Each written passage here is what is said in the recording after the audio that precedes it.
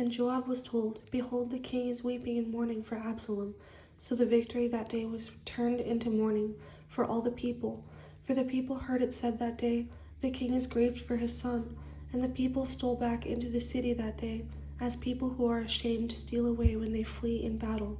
But the king covered his face, and the king cried out with a loud voice, O my son Absalom, O Absalom, my son, my son.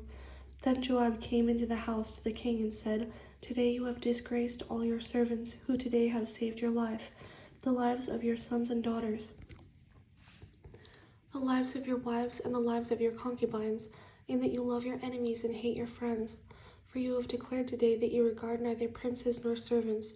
For today I perceive that if Absalom had lived and all of us had died today, then it would have pleased you well. Now therefore, arise, go out and speak comfort to your servants.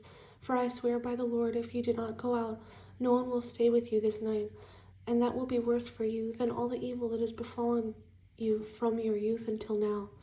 Then the king arose and sat in the gate, and they told all the people, saying, There is the king sitting in the gate.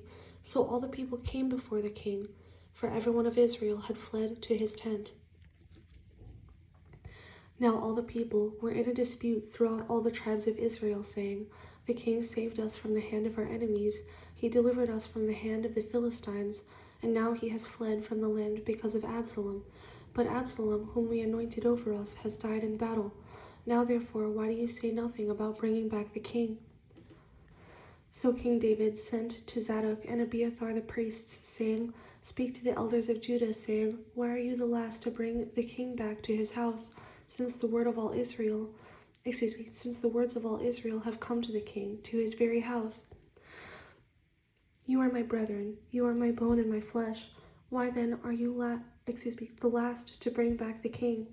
And say to Amasa, Are you not my bone and my flesh? God do so to me, and more also, if you are not commander of the army before me continually in place of Joab. So he swayed the hearts of all the men of Judah, just as the heart of one man, so that they sent this word to the king, Return, you and all your servants. Then the king returned and came to the Jordan, and Judah came to Gilgal to go to meet the king, to escort the king across the Jordan. And Shimei, the son of Gera, a Benjamite, who was from Bahurim, hurried and came down with the men of Judah to meet King David.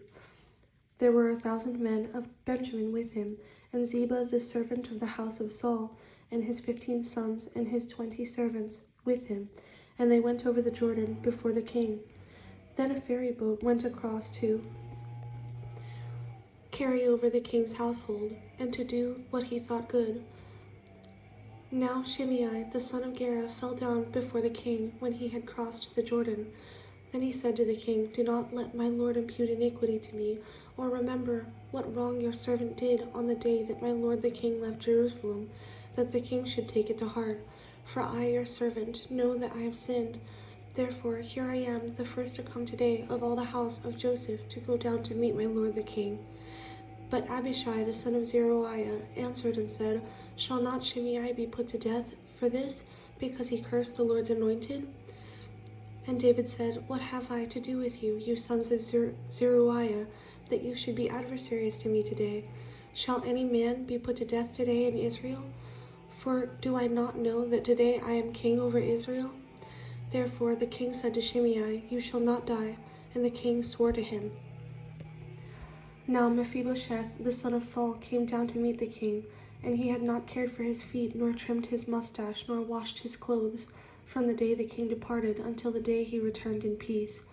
So it was, when he had come to Jerusalem to meet the king, that the king said to him, Why did you not go with me, Mephibosheth? And he answered, My lord, O king, my servant deceived me, for your servant said, I will saddle a donkey for myself, that I may ride on it and go to the king, because your servant is lame, and he has slandered your servant to my lord the king. But my lord the king is like an angel of God. Therefore do what is good in your eyes. For all my father's house were but dead men before my lord the king. Yet you set your servant among those who eat at your own table. Therefore what right have I still to cry out any more to the king? So the king said to him, Why do you speak any more of your matters? I have said, You and Ziba divide the land. Then Mephibosheth said to the king, "Rather let him take it all, inasmuch as my lord the king has come back in peace to his own house." Excuse me. Then Barzillai the Gileadite came down from Rogelim, and went across the Jordan with the king to escort him across the Jordan. Now Barzillai was a very aged man, 80 years old, and he had provided the king with supplies while he stayed at Mahanaim, for he was a very rich man. And the king said to Barzillai, "Come across with me, and I will provide for you while you are with me in Jerusalem." But Barzillai said to the king, "How long have I to live, that I should go up with the king to Jerusalem?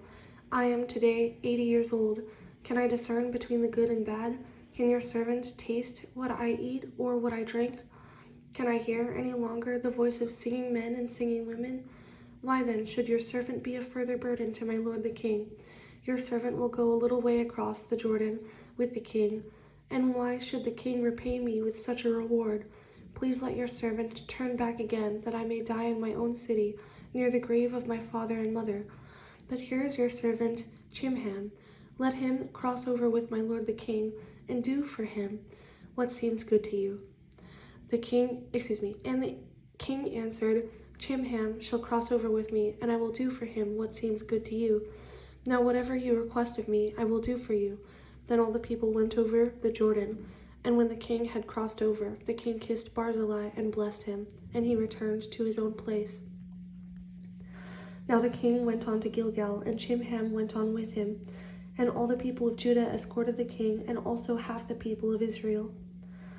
Just then all the men of Israel came to the king and said to the king, "Why have our brethren, the men of Judah, stolen you away, and brought the king, his household, and all David's men with him across the Jordan?"